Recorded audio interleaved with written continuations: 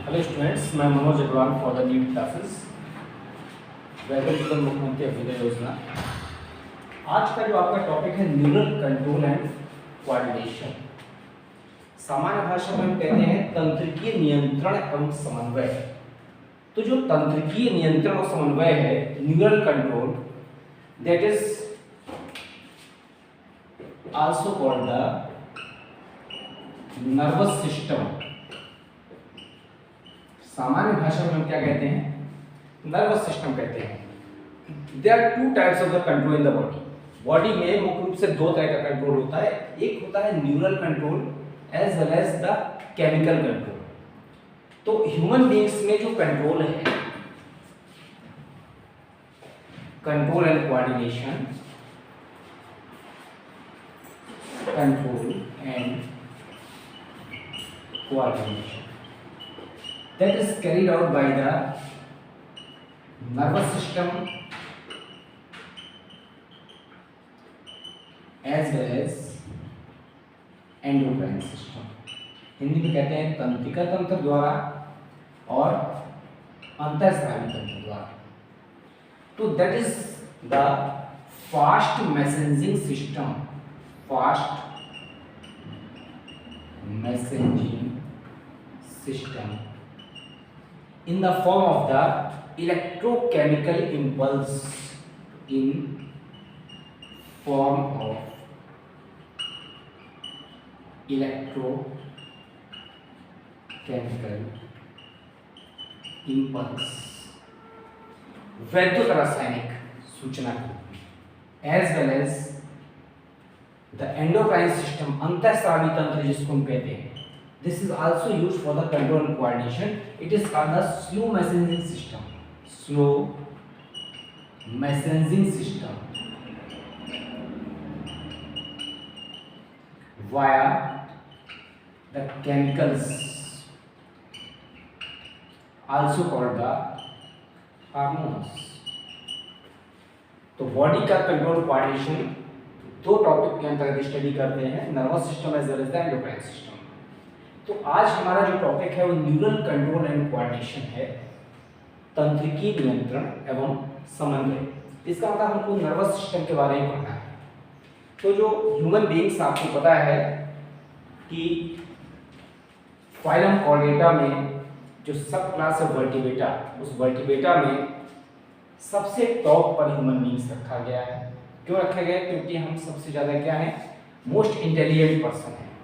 Brain highly developed है हमारे अंदर, स्कल के अंदर जो क्रेनियम है, कपाल उसके अंदर सिचुएटेड है। इसके अलावा जो मेमोरी पावर है, रीजनिंग पावर है, लॉजिकल पावर है, स्पीच पावर है, ये सारी पावर ह्यूमन बीइंग्स में वेल अडैप्टेड है, मोस्ट डेवलप्ड है। तो इसीलिए कंट्रोल और कोऑर्डिनेशन के लिए हमारा नर्वस सिस्टम भी क्या है, बहुत ज़्यादा एक्टिव है। तो ह्यूमन बीइंग्स में जो नर्वस सिस्टम है उसकी हम स्टडी करेंगे। तो नर्वस सिस्टम की स्टडी हम करते हैं तो मेनली एक टॉपिक आता है, ध्यान आता है कि जो नर्वस सिस्टम में जो मेनली जो सेल्स है for the responsibility of the caring the function for the nervous system, it is made up of the neurons as well as the neuroglial cells. तो दो तरह का यहाँ पर सिस्टम काम करता है। तो हमारे नर्वस सिस्टम में जितनी भी सेल्स हैं उन सारी सेल्स को अगर हम डिफरेंशिएट कर देते हैं तो वो सारी सेल्स हमारी दो पार्ट में डिवाइड की जाती हैं। एक तो हमारे न्यूरॉन्स हो जाते हैं और दूसरा पार्ट हमारा न्यूरॉन्स के बाद क्या हो जाता है, न्यूरोग्लियल सेल्स है।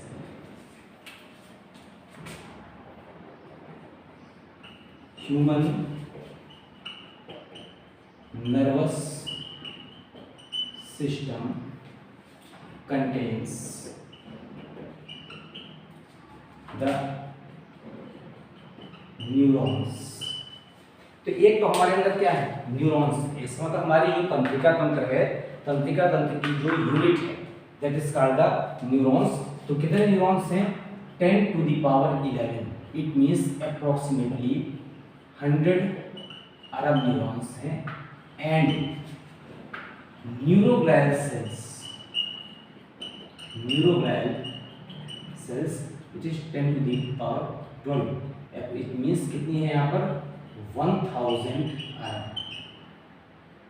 तो हमारा जो नर्वस सिस्टम है उस नर्वस सिस्टम में 10 टू द पावर 11 हमारी क्या है, न्यूरॉन्स है, फंक्शनल यूनिट है। इसके अलावा न्यूरोग्लियल सेल्स हैं। तो ये जो न्यूरॉन्स हैं that is the structural and functional unit. हमारे नर्वस सिस्टम की स्ट्रक्चर और फंक्शनल यूनिट क्या हो गई, न्यूरॉन्स हो गई। As well as neuroglial cells is responsible for the support of this neurons. तो न्यूरोग्लियल सेल्स कहे के लिए हैं, सपोर्ट देने के लिए। अब आप देख रहे हैं कि न्यूरॉन्स से ज्यादा यहाँ पर न्यूरोग्लियल सेल्स हैं। तो जो टाइप्स ऑफ न्यूरोग्लियल सेल्स है वो 6 टाइप्स की होती है। तो आप इसके पहले कि हम यहाँ पर न्यूरॉन का स्ट्रक्चर पढ़ें, फंक्शनल यूनिट जो है, हम पढ़ते हैं types of neuroglial sales. Types of neuroglial sales कि कितने पार्ट, तो 6 टाइप्स में इसको डिफरेंशिएट किया गया है न्यूरोग्लियल सेल्स को। अब जो न्यूरोग्लियल सेल्स हैं वो केवल सपोर्ट के लिए हैं। तो केवल सपोर्ट का ही फंक्शन नहीं है, सपोर्ट के अलावा कुछ यहाँ पर सीएसएफ सिक्रीट करते हैं, कुछ माइलिन सिक्रीट करते हैं, ये सारे फंक्शंस हैं। तो यहाँ पर these are called the astrocytes, oligodendrocytes,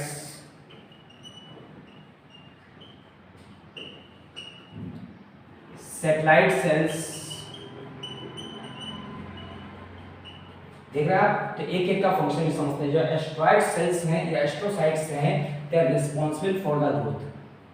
किसके लिए रिस्पांसिबल हैं, ग्रोथ के लिए रिस्पांसिबल। इसके अलावा जो हमारे ओलिगोडेंड्रोसाइट्स हैं, that is responsible for the myelin formation.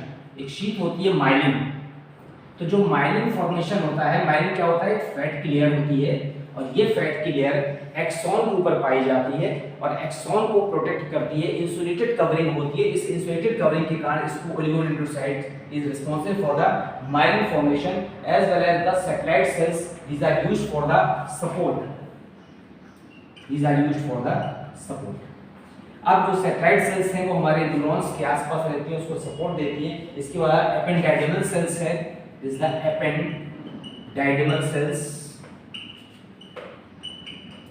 This is the CSF secretion. CSF means the cerebrospinal fluid secretion. Cerebrospinal fluid क्या होता है, हमारे ब्रेन के अंदर नर्वस सिस्टम में जो मेन पार्ट होता है सेंट्रल नर्वस सिस्टम को, उसे क्या कहते हैं, ब्रेन कहते हैं। तो ब्रेन के अंदर यहाँ पर जो सेरेब्रोस्पाइनल फ्लूइड सीक्रेट होता है, ये फ्लूइड हमारी जो मेम्ब्रेन्स होती है उसको मॉइस्ट रखता है। इसके अलावा मेम्ब्रेन को मॉइस्ट रखने के अलावा जो वेंट्रिकल्स होती है, जो ब्रेन की कैविटी होती है, उसमें पाई जाती है।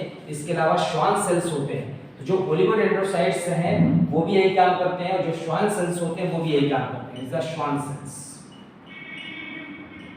श्वान सेल्स ये भी यहाँ पर माइलिन फॉर्मेशन का काम करते हैं।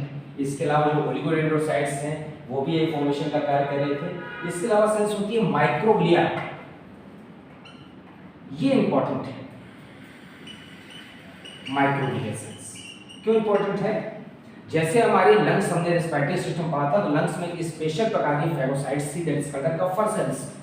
उसी तरह से यहाँ पर लीवर में जो सेल्स थी, यहाँ पर वो कौन सी थी, कफर सेल्स थी। फिर इसके बाद अलग अलग पार्ट में अलग अलग तरह की फेगोसाइटाइज सेल्स होती है। हमारे जो डब्ल्यूबीसी है, डब्ल्यूबीसी को फेगोसाइटाइज माना गया है, स्पेशली कौन से, यहाँ पर ल्यूकोसाइट्स और मोनोसाइट्स। उसी तरह से माइक्रोग्लिया सेल्स हैं, they are responsible for the phagocytization. जो भी हार्मफुल सब्सटेंस होते हैं, उस हार्मफुल सब्सटेंस को फेगोसाइटाइज करने के लिए जो रिस्पांसिबल होती है। तो these are the types of nuclear cells, astrocytes, oligodendrocytes, satellite cells, ependymal cells, Schwann cells as well as the microglia cells. अब हम किसमें आते हैं, न्यूरॉन पर। What is neuron? It is the structural and functional unit of the nervous system। हमारे nervous system की जो structural unit भी वही है और फंक्शनल यूनिट भी है। जैसे हमने देखा है कि हमारी जो लाइफ है, हमारी बॉडी है, that is made up of the cells. तो cell is the structural and functional unit of the life. तो सेल हमारी जो स्ट्रक्चर फंक्शन यूनिट है, इसका मतलब है एवरीथिंग या every organism is made up of the cells, and without cells it is the body is not form. तो सबसे पहले हम आते हैं यहाँ पर the structure of neuron. Structure of neuron. आपको पता है ये कैसी है, यहाँ पर स्ट्रक्चर यूनिट भी है, structure and functional unit of nervous system. अब देखिए ये क्या है, these are the longest cell of the body. इसकी एक और विशेषता है, कैसी होती है, लॉन्गेस्ट सेल होती हैं, may be up to 90 centimetre long. अब आपको पता है सेल्स बहुत माइक्रोस्कोपिक होती है, मोस्टली आईज से भी नहीं दिखती है, ठीक है। कुछ एक्सेप्शंस हैं, जैसे ऑस्ट्रिच का एग है वो हमको दिखाई देता है, लार्ज सेल होता है। इसी तरह से जो लॉन्गेस्ट सेल है उसको न्यूरॉन को माना गया है, हमारी बॉडी में पाई जाती है। तो ये 90 सेंटीमीटर लॉन्ग तक हो सकती है, 1 मीटर तक हो सकती हैं। तो जो स्ट्रक्चर ऑफ फंक्शन यूनिट है न्यूरॉन की, that is differentiated into the two part and oval structure, this is called the, तो न्यूरॉन को दो पार्ट में बांटा गया, it is differentiated into the cyton as well as,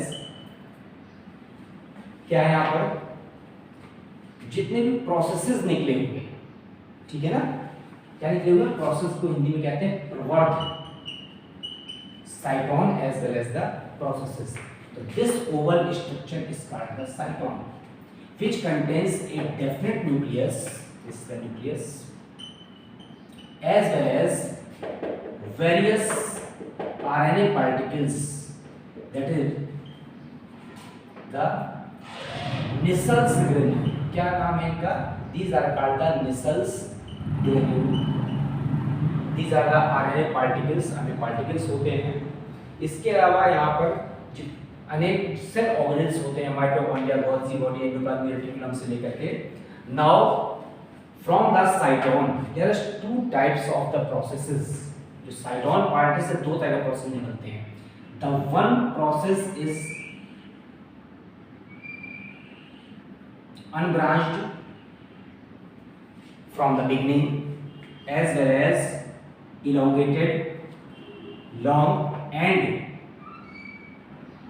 differentiated into the node and internode। जगह जगह किसमें differentiate है, node internode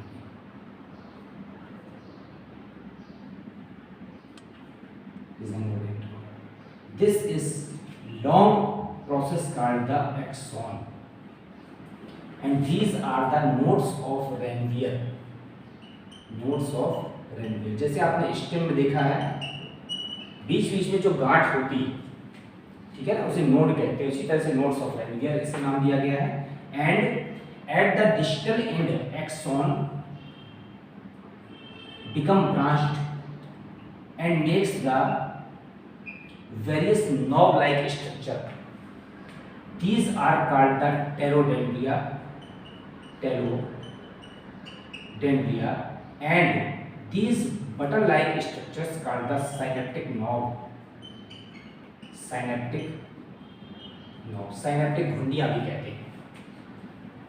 and another type of process from the cytone oval structure जो है, these processes are much more than one, एक से अधिक हैं, as well as these are branched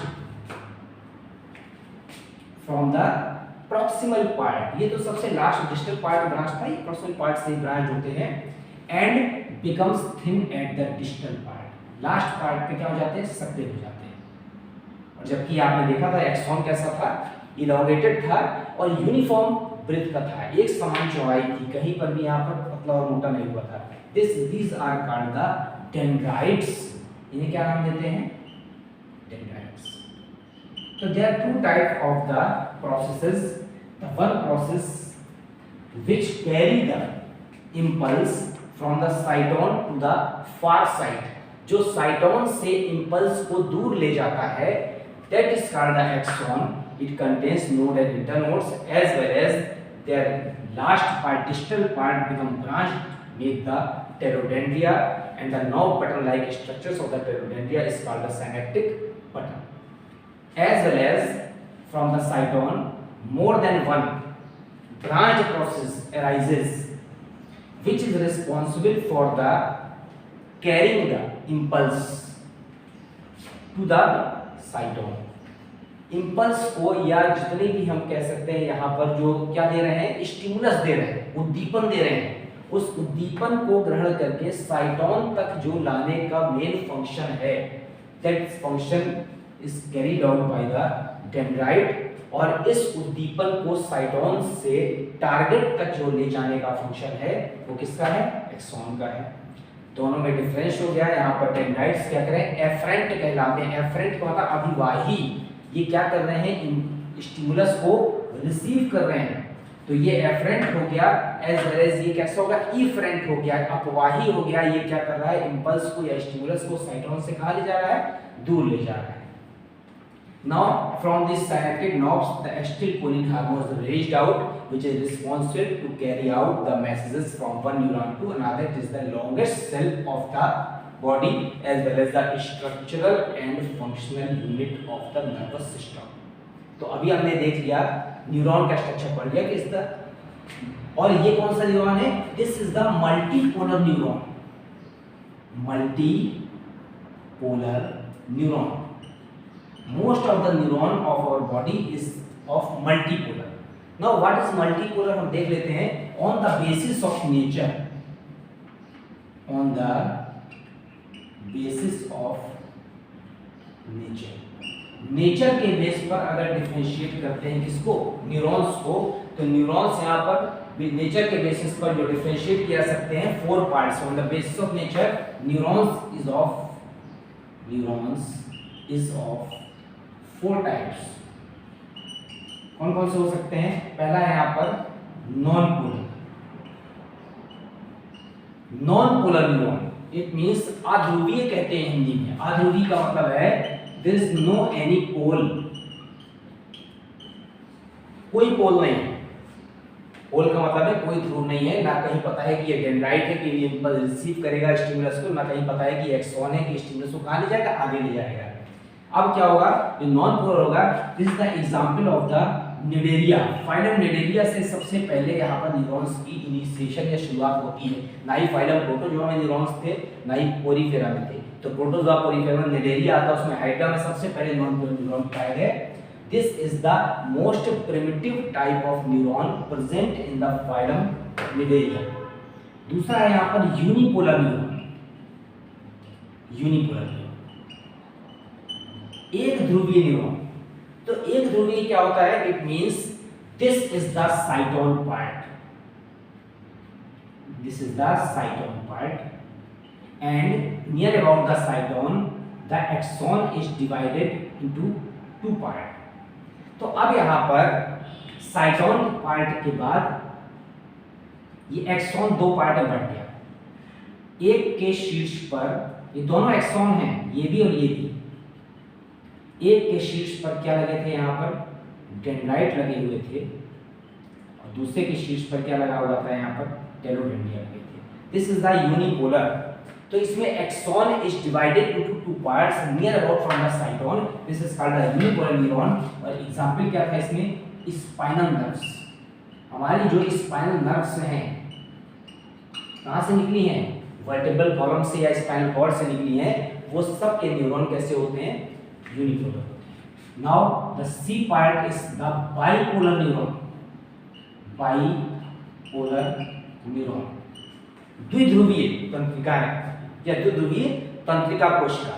तो क्या होगा, बाइपोलर में कैसे बनाएंगे, आप देख रहे हैं यहाँ पर, ये अभी हमने आपको क्या बताया था, unipolar. This is the bipolar, ये this is the cyton. At one end the dendrite is present and the another end is the telodendria। ये टेलोडेंड्रिया है और एक तरफ क्या है यहाँ पर, ये डेंड्राइट है। आप देख लीजिए, ये वाला पार्ट डेंड्राइट है, ये वाला पार्ट टेलोडेंड्रिया है। इसका मतलब है कि साइटोन से एक तरफ डेंड्राइट निकल रहे हैं which receive the stimulus and from the cytone a single elongated fiber is released out that is responsible for the carry out the stimulus. It means this is the axon। Example है इसमें हमारे eyes and year, जो हमारा आई है और year है उसके जो न्यूरॉन्स हैं वो कैसे हैं, बाइद्विध्रुवी कहते हैं। And at last this is the multipolar neuron, this is the D part, multipolar neuron.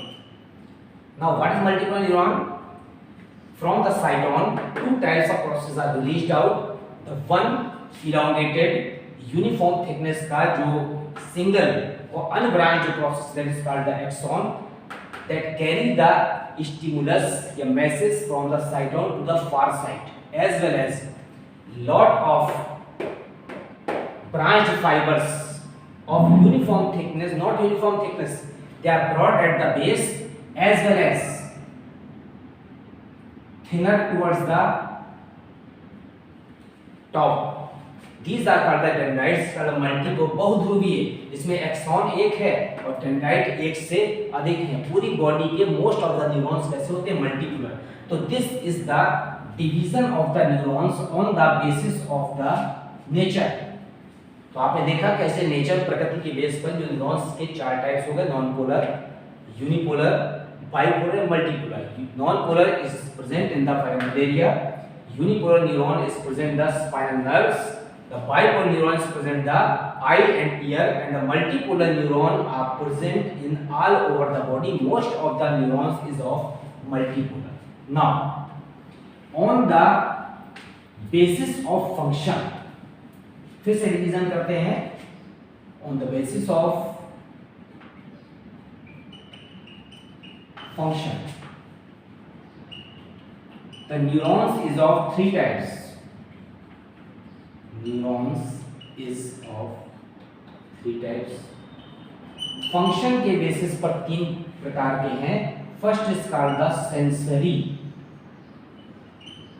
also called the afferent. Sensory and afferent, it means they receive the impulse, they receive the stimulus and carry up to the cyton, is called the sensory, माने संवेदी या अभिवाही। This is the अभिवाही। The second part is the motor as well as efferent। Hindi में कहते हैं चालक या अपवाही।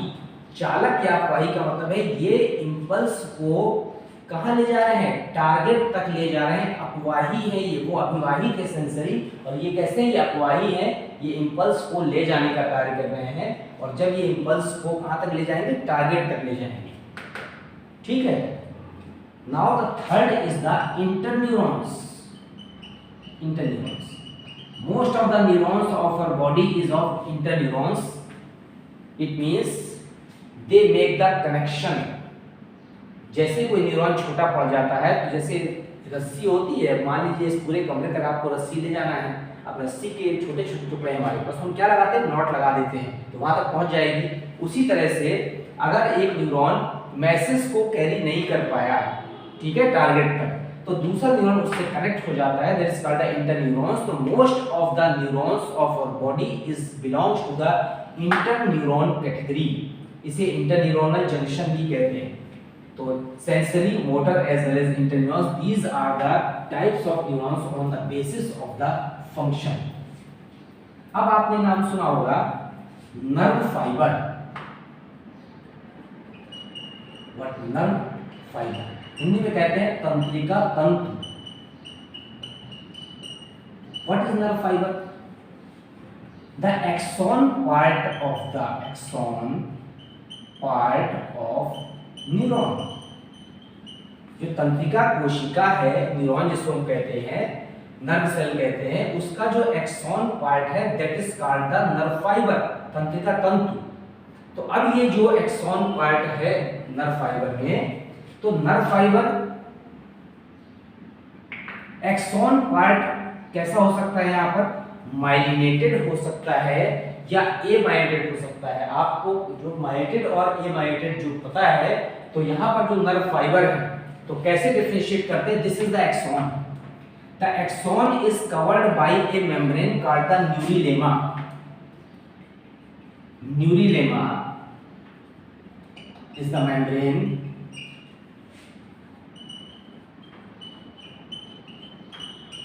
surrounded the axon. Axon को surround करने वाली मेम्ब्रेन इज कॉल्ड न्यूक्लियमा.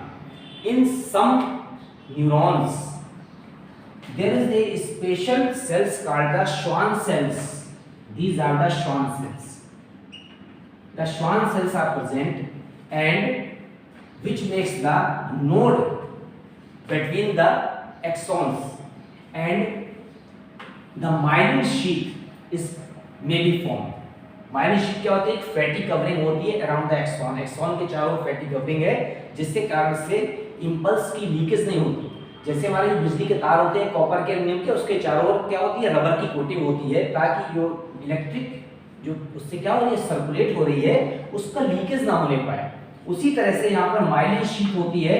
तो माइलिन शीट फैटी होती है और व्हाइट कलर की होती है. तो उसी कारण पर जो नर्व फाइबर्स हो सकते हैं वो माइलिनेटेड हो सकते हैं या इमाइलिनेटेड हो सकते हैं. तो नर्व फाइबर्स माइलिनेटेड हो सकते हैं या इमाइलिनेटेड हो सकते हैं due to the presence of the myelin on the basis of the presence of neurilemma और the absence of neurilemma. Now what is nerve?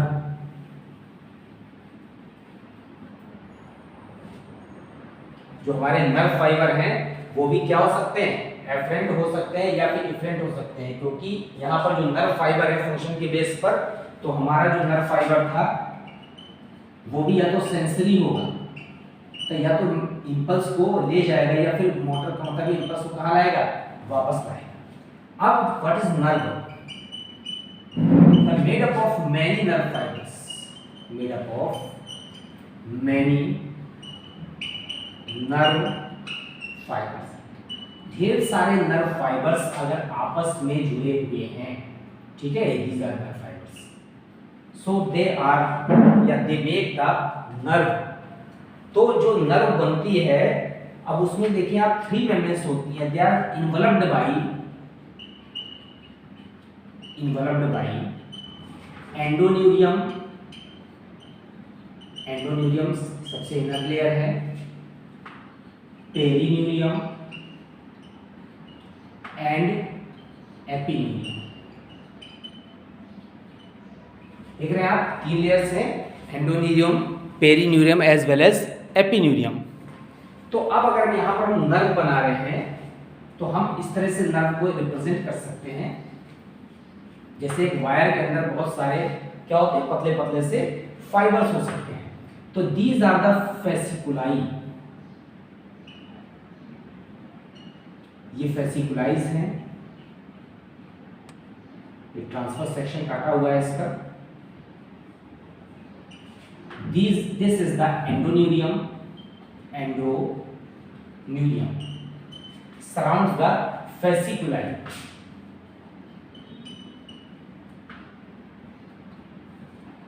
Surround the fasciculi as well as the group of fasciculi is surrounded by a membrane is called the perineurium. क्या कहेंगे इसको? perineurium. And all the groups of fasciculi are covered by a membrane called the epineurium. तो आप देख रहे हैं सबसे अंदर जो सिंगल fasciculi है, सिंगल राउंड यहाँ पर ग्रुप है, that surrounded by the endoneurium, and the whole group surrounded by a membrane called the perineurium, and all the fasciculi of all the groups is totally surrounded by a membrane called the epineurium. तो इस तरह से यहाँ पर differentiate कर दिया हमने. आपको न्यूरॉन बता दिया, टाइप्स ऑफ न्यूरोग्लियल सेल्स बता दिया, न्यूरॉन्स में नेचर के बेस पर डिफरेंशिएट कर दिया, non polar, unipolar, bipolar and multipolar. Function के बेस पर डिफरेंशिएट कर दिया, सेंसरी, मोटर और इंटरन्यूरॉन्स. फिर इसका नर्व फाइबर आपको बता दिया. नर्व फाइबर क्या होते हैं? Nerve fibre are the axon part of the neuron, may be sensory, may be motor, as well as myelinated और non myelinated on the basis of the presence of the myelin sheath और the absence of myelin sheath. Now what is nerve? The group of nerve fibers are called the nerves that are surrounded by the endoneurium, perineurium and epineurium membranes. Now the nerve is of 3 types. The sensory nerve as well as motor nerve as well as the mixed nerve. Sensory का मतलब है, आपको पता है, stimulus को receive करेगी, कहां तक ले जाएगी, यहाँ पर टारगेट तक ले जाएगी। तो सपोज करिए कि हमारे हाथ में कोई पिन चुभी गई, तो यहाँ से जो नर्व मैसेज ले जा रही है कहां तक, up to the spinal cord और the brain, that is called the sensory. Okay, जैसे हमारी जो ऑप्टिक नर्व है, जैसे सामने से फोकस आ रहा, लाइट आ रही है, तो इमेज जो रेटिना पर बन रही है, तो जो इमेज वहां पर फॉर्मेशन हो रहा है, ये लाइट को ले जा रही है, that is called the sensory.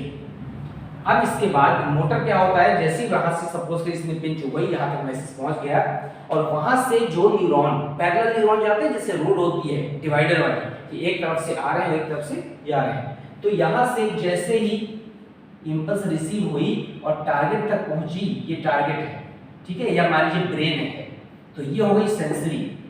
अब यहाँ से दूसरा न्यूरॉन हमारे ऑर्गन तक मैसेज को जो वापस ला रहा है, this is called the motor.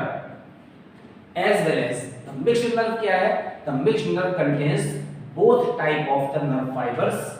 तो उसमें दोनों तरह के नर्व फाइबर्स होते हैं, कुछ नर्व फाइबर्स मैसेज को ले जाते हैं टारगेट तक, और कुछ वहां से मैसेज के टारगेट से क्या करते हैं, इफेक्टिव ऑर्गन्स को या इफेक्टर ऑर्गन्स तक मैसेज लाते हैं, क्रियात्मक अंग तक। तो अगर यहाँ से पिन छोड़ी गई तो सूचना हमारे मस्तिष्क या बैकबोन तक पहुंची, ये सेंसरी है। वहां से जो मैसेज आया हमारे अंग तक, इफेक्टर ऑर्गन तक, उसके जो हमने फंक्शन किया, अपना हाथ हटा लिया, वो मोटर है। लेकिन अगर किसी नर्व में दोनों तरह के फाइबर्स हैं कि वो मैसेज को ले भी जा रहे हैं और वहां से वापस भी ला रहे हैं, that is mixed nerve, is called the mixed nerve. तो इस तरह से हमने आपको न्यूरॉन्स और नर्व फाइबर्स, इन सबको डिफरेंशिएट कर दिया। अब हम आते हैं किस पार्ट में, ह्यूमन नर्वस सिस्टम। मनुष्य का जो नर्वस सिस्टम है उसको डिफाइन करेंगे, that is the human nervous system. Human nervous system. It is differentiated into the three parts: the central nervous system,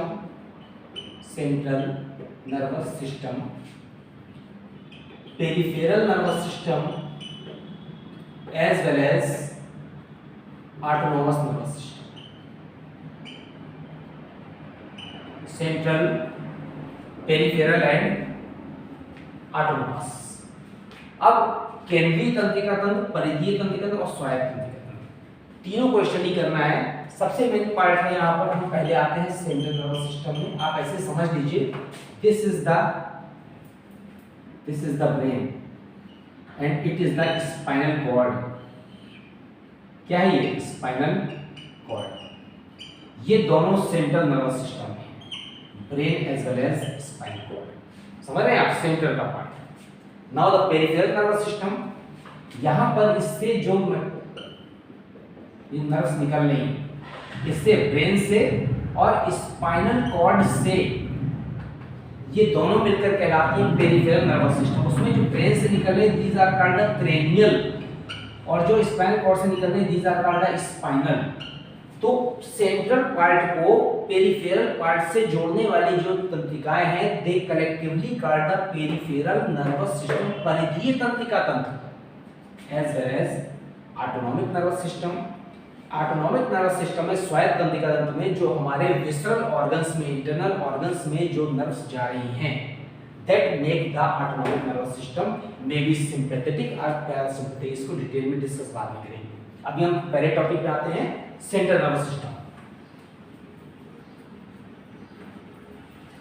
now the central nervous system, ठीक है, it is differentiated into the brain and spinal cord. किसमें differentiate कर दिया हमने, brain में and spinal cord. अब आप देखिए, ब्रेन और स्पाइनल कॉर्ड दो पार्ट में हमने डिफरेंशिएट किया है। किसको, केंद्रीय तंत्रिका, ब्रेन, मस्तिष्क और मेरुरज्जु। सबसे जो इंपॉर्टेंट पार्ट है सेंट्रल नर्वस सिस्टम में, वो ब्रेन है। ब्रेन माने मस्तिष्क। ब्रेन को फिर से डिफरेंशिएट किया है, आपको पता है मनुष्य का जो ब्रेन होता है वो कितना होता है, 1475 सीसी, 1475 सीसी का होता है, अप्रोक्सीमेटली 1500 ग्राम या 1475 ग्राम कहते हैं। चारों तरफ से क्रेनियम से क्या होता है, सपोर्टेड होता है, ढका होता है, खोपड़ी के अंदर बंद रहता है। इसके अलावा most developed and complicated brain है। क्यों? क्योंकि हम लोग भी क्या है, हाईली डेवलप्ड इंडिविजुअल या एनिमल में रखे गए हैं। फिर इसके बाद जो हमारा ब्रेन है वो एक्टोडर्मल इन ओरिजिन होता है। कैसा होता है? एक्टोडर्मल होता है, एक्टोडर्मल। तो हमारा जो नर्वस सिस्टम है उसमें पूरा पार्ट क्या है, एक्टोडर्मल है। तो brain is differentiated into the fore brain. Four मतलब चार नहीं, FORE, अग्र मस्तिष्क, mid brain and hind brain. आप देख रहे हैं ब्रेन को तीन पार्ट में डिवाइड कर दिया, forebrain, midbrain and hindbrain. Now the forebrain is also called the prosencephalon. Prosencephalon इसका एक और नाम है। And it is differentiated into the cerebrum and diencephalon. किसमें डिवाइड किया है? सेरेब्रम में और डायनसेफेलॉन में। अब जो सेरेब्रम और डायनसेफेलॉन में हमने जो डिफरेंशिएट कर दिया फोरब्रेन को, तो जो डायनसेफेलॉन है उसमें थैलेमस, एपिथैलेमस, वो सब अभी बाद में पढ़ाते हैं। जो midbrain that is called the mesencephalon, mesencephalon, as well as hindbrain, पश्च मस्तिष्क कहते हैं। It is differentiated, it is also called the myelencephalon, myelencephalon. तो आप देख रहे हैं prosencephalon, mesencephalon and myelencephalon, also called the rhombencephalon, rhombencephalon. It is differentiated into the cerebellum, not cerebrum, cerebellum, pons and medulla oblongata. The brain is differentiated into the forebrain, midbrain and hindbrain. The forebrain is differentiated into cerebrum and encephalon. Midbrain is only midbrain and the hindbrain is differentiated into the cerebellum, pons and medulla oblongata. अब आप देखिए ऐसा structure बनाते हैं।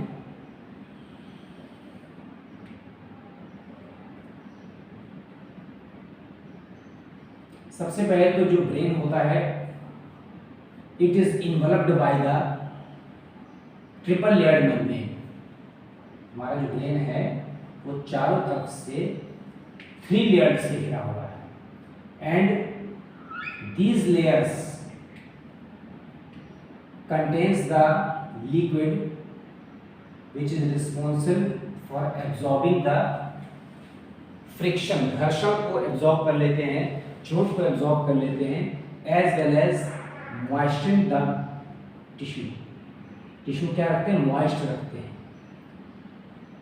These 3 layers are mainly dura mater, Hindi में कहते हैं दृढ़ तालिका। कहाँ पर है ये? Outer. This is called the arachnoid. कौन सी है ये? Middle layer. As well as the inner membrane is called the pia mater. कहाँ पर है ये? जो ड्यूरा मैटर होती है ऊपर की हार्ड लेयर होती है, कंपैरेटिवली थिक होती है, मेनली कनेक्टिव टिश्यू की बनी होती है, कोलेजन फाइबर्स की बनी होती है, as well as the cavity between the dura mater and arachnoid. जो dura mater और arachnoid के बीच की कैविटी है that is called the subdural cavity. Subdural cavity. And between the arachnoid and pia mater the cavity is called the arachnoid cavity. तो dura mater और arachnoid के बीच में subdural सबने नीचे और अरेक्नॉइड और पायामेटर के बीच subarachnoid cavity. Both these cavity contains the CSF cerebrospinal fluid released by the choroid plexus means network of the blood capillaries. तो इन सब में क्या होता है, सीएसएफ होता है, सेरेब्रोस्पाइनल फ्लूइड भरा होता है, सीएसएफ। इसमें भी सीएसएफ भरा हुआ है। अब देखिए ये आउटरमोस्ट लेयर है, कनेक्टिव टिश्यू की बनी हुई है, जो एरेक्नोइड होती है, ये मिडिल लेयर होती है, कोलेजन फाइबर्स होते हैं और इसमें ब्लड कैपिलरीज कम होती हैं, लेकिन यहाँ पर क्या होता है, कोलेजन फाइबर्स ज्यादा होते हैं। जो पायोमेटर है, it is the innermost soft membrane that contains the group of the various blood capillaries called the choroid plexus, which is responsible for the release as well as secretion of the cerebrospinal fluid. Now this part,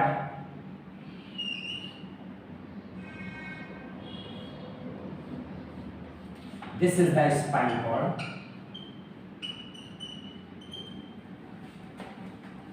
this whole part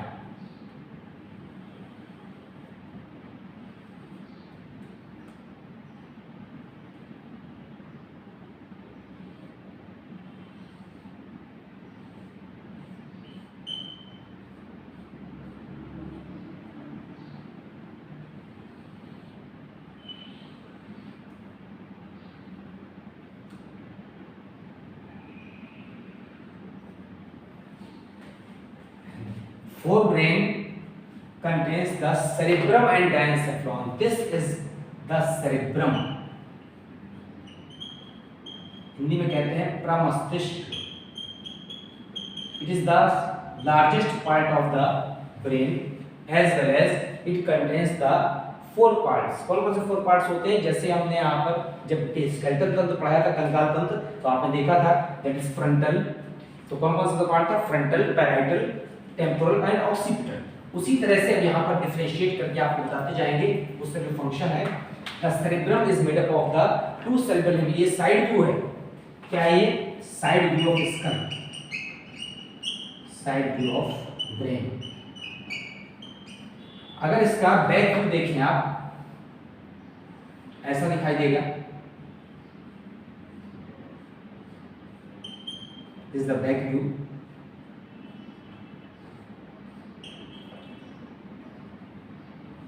This is the cerebrum, and cerebrum is divided into two parts called the cerebral hemisphere.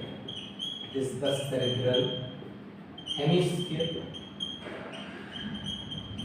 Cerebral hemisphere is joined by the special group of the nervous tissue called the corpus callosum. Corpus callosum. Now this part is called the frontal, this part is called the parietal, this is the occipital, this is the temporal. तो अब जो cerebrum है हमारा, तो cerebrum contains the four parts. The frontal part is responsible for the memory, IQ, reasoning, logic, intelligence, ठीक है, as well as other parts. तो जितने भी यहाँ पर आपको पार्ट्स दिखाई दे रहे हैं वो सब किसके हैं? फ्रंटल के। एज वेल एज ये special feature called the speech, जो लगातार भाषा को बोलने की जो क्षमता है वो केवल ह्यूमन बींग्स में, ठीक है, बाकी सारे एनिमल्स में साउंड प्रोडक्शन है, लेकिन हमारे अंदर क्या है?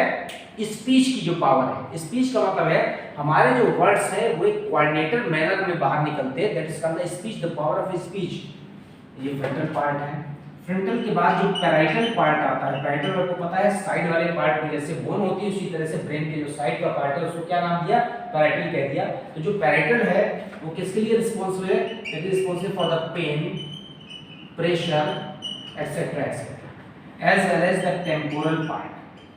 टेम्पोरल पार्ट आप देख रहे हैं ये वाला है, तो टेम्पोरल पार्ट किसके लिए है? यहाँ पर हियरिंग के लिए भी रिस्पांसिबल है, ठीक है, और किसके लिए? स्मेल के लिए रिस्पांसिबल। और जो ऑक्सीपिटल पार्ट है सबसे पीछे का occipital, that is responsible for the optic या फिर विजन। अगर यहाँ पर चोट लग गया तो आंखों की रोशनी जा सकती है, तो आप देख रहे हैं जो सेरिब्रम है उसमें 4 पार्ट है, फ्रंटल, पैराइटल, टेम्पोरल, ऑक्सीपिटल। चारों पार्ट अपने अलग अलग फंक्शन के रिस्पॉन्सिबल है और ये सारे फंक्शन मिल करके एक सिंगल फंक्शन बन जाता है, इस called the function of the cerebrum का मस्तिष्क। ठीक, हम इसको इरेज कर दे रहे हैं due to the deficiency of the space in the board.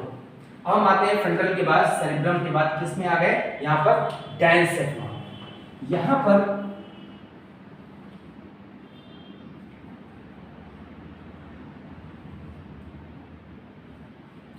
This part is called the, क्या कह रहा है यहाँ पर, this is called the thalamus. This is the thalamus. Thalamus के ऊपर के पार्ट को क्या कहते हैं, एपिथैलमस, और नीचे के पार्ट को क्या कहेंगे, हाइपोथैलमस। समझ में आ रहा है आपको, थैलमस, एपिथैलमस एंड हाइपोथैलमस। तो ये जो थैलमस, एपिथैलमस, हाइपोथैलमस है, तो ये सब किसके अंदर है, डायंसेफलॉन के अंदर।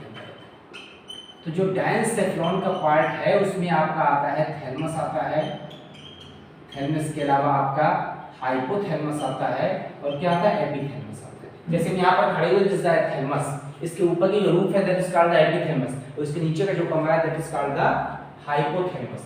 तो थैलमस, एपिथैलमस और हाइपोथैलमस, ये जो तीनों पार्ट हैं, ये तीनों पार्ट रिस्पॉन्सिबल हैं यहाँ पर। एक तो यहाँ पर रिले सेंटर है, क्या ये रिले सेंटर है, एज वेल एज हाइपोथैलमस का एक और फंक्शन है, ये न्यूरो एंडोक्राइन सेंटर है, न्यूरो एंडोक्राइन का जंक्शन है।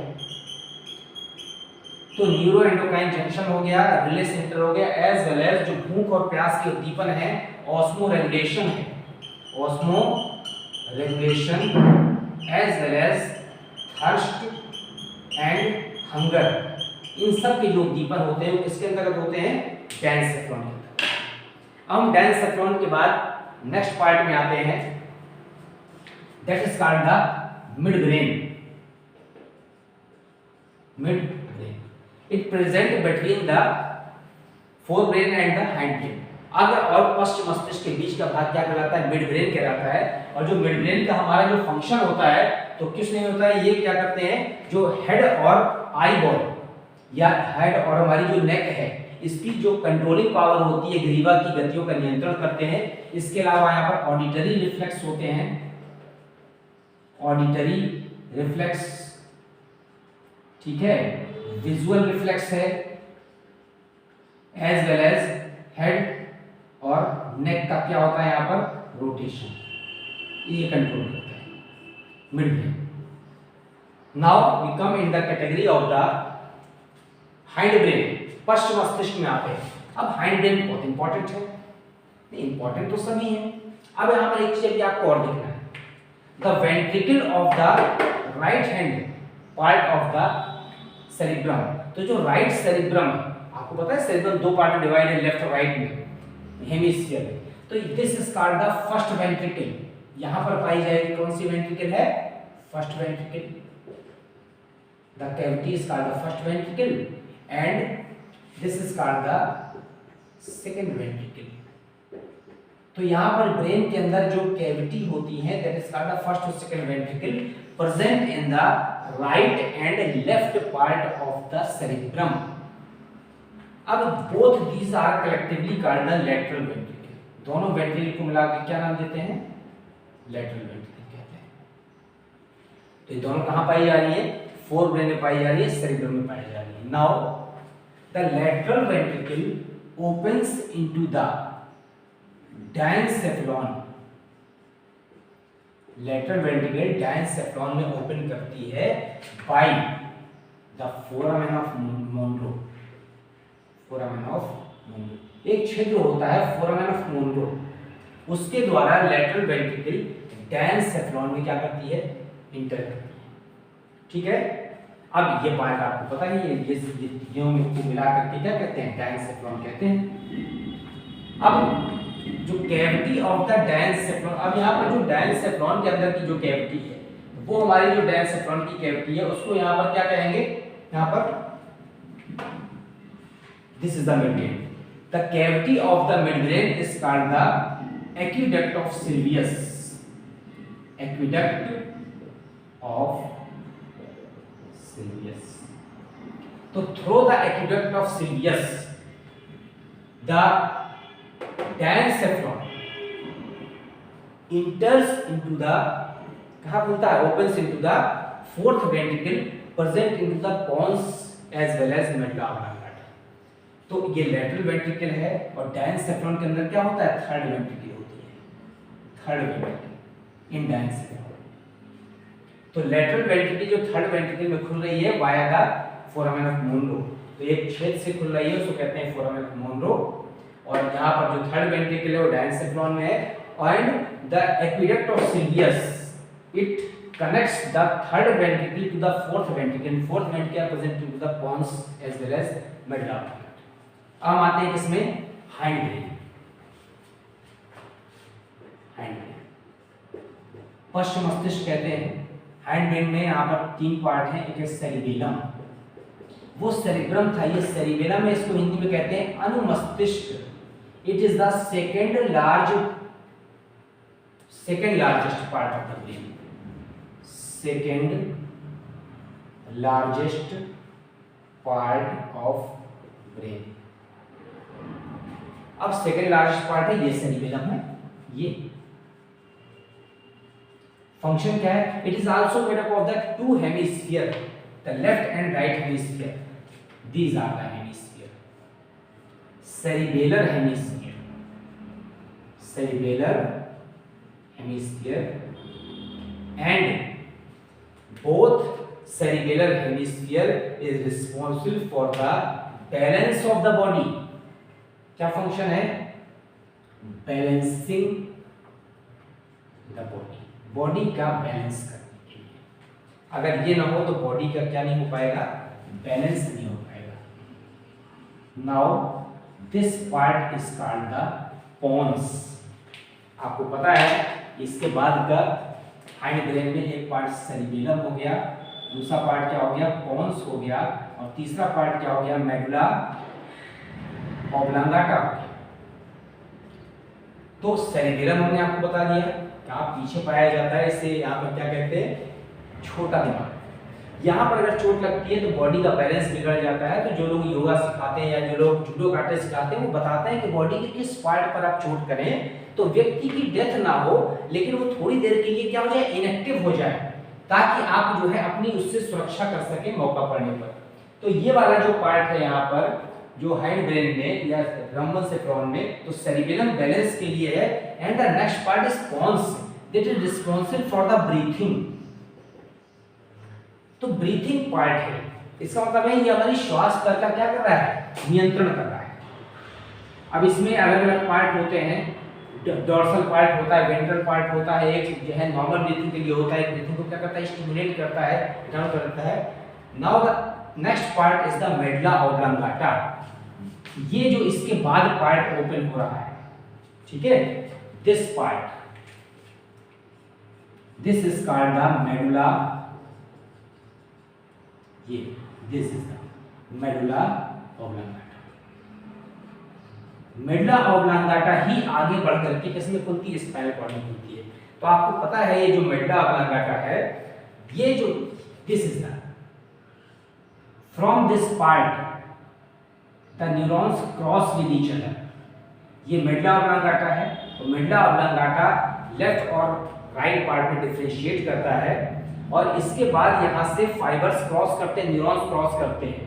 तो अगर हमको यहाँ पर लेफ्ट पार्ट में चोट लग जाती है इस पार्ट से होते हुए, तो हमारा राइट पार्ट पैरालाइज हो जाता है, और अगर राइट पार्ट में चोट लगती है तो लेफ्ट पार्ट पैरालाइज करता है। तो मेडुला ऑब्लांगाटा इसके लिए आपको क्या प्रदान करता है, पैसेज प्रदान करता है।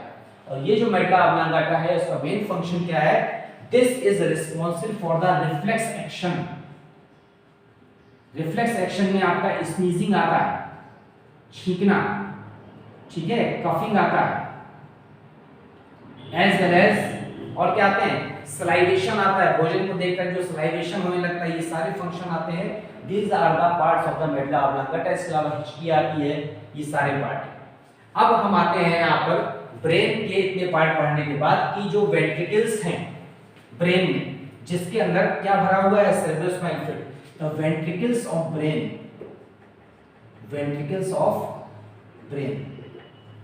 तो फर्स्ट एंड सेकेंड दोनों को मिलाकर कहते हैं यहां पर लेटरल। ये कहां प्रेजेंट होती हैं? ये पाई जाती है सेरेब्रम में। ठीक है। इसके बाद जो थर्ड वेंट्रिकल है, थर्ड वेंट्रिकल वो कहां पाई जाती है? डायंसेफ्लॉन में। ठीक। फिर इसके बाद जो फोर्थ वेंट्रिकल है वो कहां पाई जाती है? यहां पर पॉन्स में एज वेल एज। ठीक। तो आपका जो इस तरह से आप इसको समझ सकते हैं, is the only the diagrammatic representation.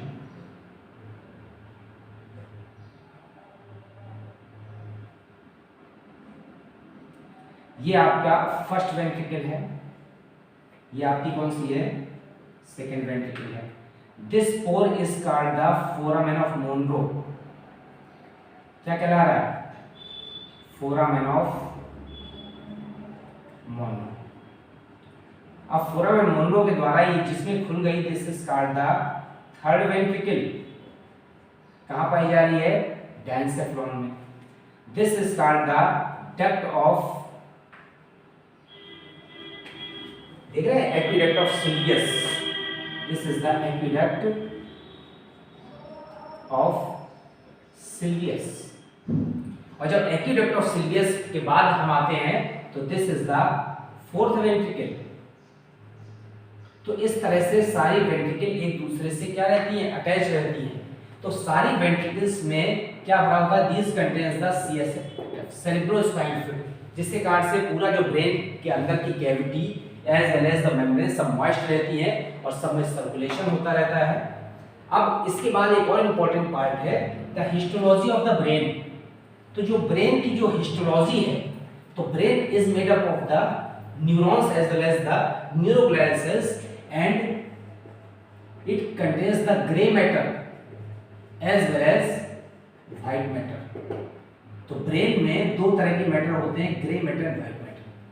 Grey matter का मतलब होता है किससे बना हुआ है? यहां पर डेंड्राइट्स से। और व्हाइट मैटर का मतलब किससे बना हुआ है? एक्सॉन से। तो ये जो साइटोन एंड डेंड्राइट हैं ये ग्रे मैटर बनाते हैं। इसका मतलब है कि ब्रेन में जो न्यूरॉन्स हैं वो इस तरह के हैं। जो कॉर्टिकल पार्ट है उस तरफ डेंड्राइट और साइटोन है, और जो इनर पार्ट है, तो ग्रे मैटर कहाँ है? It is the cortical part. और ये व्हाइट मैटर कहाँ है? ये मेडुलरी पार्ट में है। इसका मतलब है साइटोन डेंड्राइट्स पेरिफेरल एरिया में पाए जाते हैं, और जो व्हाइट पार्ट है एक्सॉन है, due to the presence of the कौन सा माइलिन शीथ, उसके कारण से व्हाइट दिखाई दे रहा है। ये कहां पाया जा रहा है? इनर साइड में पाया जा रहा है। तो these are the various parts as well as the functions of the brain. Now we come into the next category called the spinal cord. किसमें आते हैं? स्पाइनल कॉर्ड में आते हैं।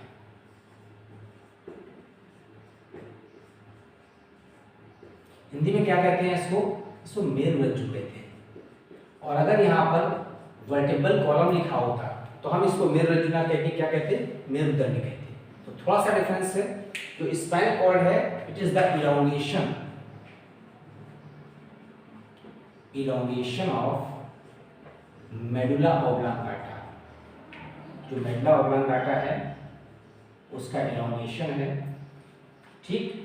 As well as its histology is different from brain। Brain से histology पूरी तरह से डिफर करती है। इट्स कॉर्टिकल पार्ट, इसका जो कॉर्टिकल पार्ट है इज मेड अप ऑफ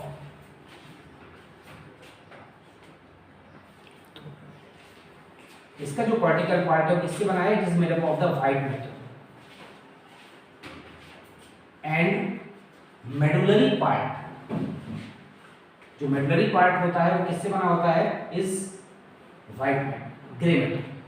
तो आप देख रहे हैं बिल्कुल जस्ट अपोजिट हो गया ब्रेन से इसका मतलब है कि यहाँ पर जो साइटोन और कौन सा पार्ट है, डेंड्राइट पार्ट, वो इनर साइड में पाया जा रहा है, और जो इसका एक्सॉन पार्ट है वो किस तरफ पाया जा रहा है, पेरिफेरल पार्ट में पाया जा रहा है। तो एक और डिफरेंस है यहाँ पर जो हम डिफरेंस देख सकते हैं कि ब्रेन और स्पाइनल कॉर्ड में, कि spinal cord is responsible for the reflex action. Mainly जो स्पाइनल कॉर्ड है वो किसके लिए रिस्पांसिबल है, रिफ्लेक्स एक्शन के लिए। तो रिफ्लेक्स एक्शन के साथ साथ ये अल्टीमेटली फाइलम टर्मिनल में जाके खुलती है, सबसे लास्ट में जहां पर जाती है हमारी। तो वर्टिब्रल कॉलम के अंत में जो वर्टिब्री है वहां पर ये क्या बनाती है, फाइलम टर्मिनल बनाती है। अब जो फाइलम टर्मिनल है तो इसका इनर सेक्शन देखें तो ऐसे यहाँ पर बटरफ्लाई शेप होता है।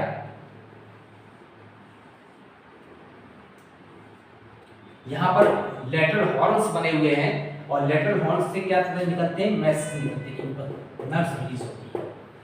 तो internal section of spinal cord is just different from the brain. It's cortical part is made up of the white matter as well as the medullary part is made up of the gray matter, and spinal cord is responsible for the reflex action, प्रतिवर्ती क्रिया के लिए responsible है।